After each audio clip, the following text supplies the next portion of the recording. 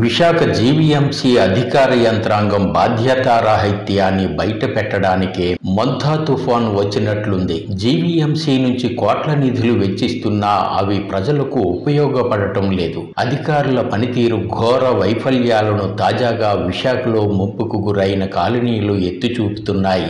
Visakha GVMC పరిధి పశ్చిమ నియోజకవర్గంలో 40వ వార్డు, 61వ వార్డుల్లో పలు కాలనీలు మొంతా తుఫాను ధాటికి మునిగిపోయాయి. ఏకంగా మల్కాపురం మెయిన్ రోడ్డే మునిగిపోయింది. ఎడతెరిపివ్వని వర్షానికి నీరు పోయే మార్గం ఉన్నా జీవీఎంసీ అధికార యంత్రాంగం పర్యవేక్షణ లోపాల వల్ల చెత్తాచెదారాలు, ప్లాస్టిక్ వ్యర్థాలు, కేబుల్ లైన్లతో దారులు మూసుకుపోయాయి. దీంతో ఇక్కడ మొంతా తుఫాను ప్రభావం చూపించింది.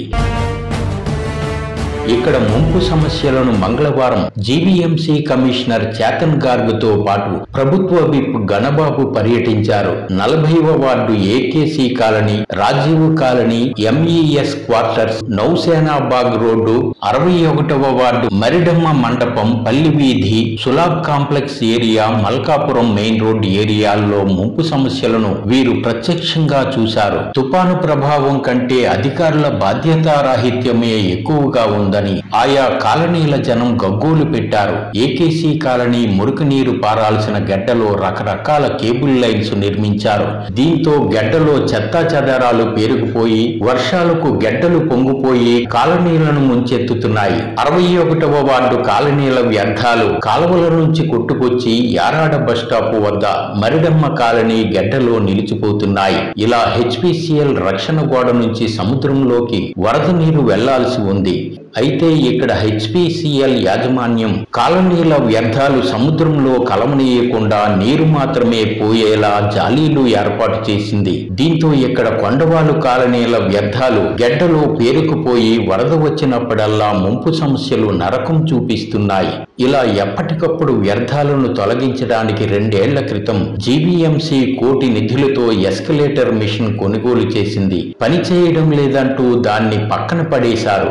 అధికారుల పర్యవేక్షణ లేక ఈ మిషన్ వృధాగా పడి ఉందని జనం ఆరోపిస్తున్నారు.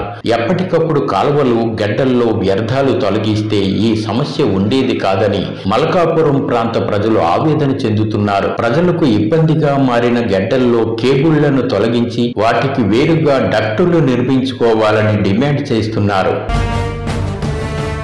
పారిశ్రామిక ప్రాంతంలో జీవీఎంసీ అధికారుల అలసత్వంపై ప్రభుత్వ విప్ గణబాబు తీవ్ర ఆగ్రహం వ్యక్తం చేశారు.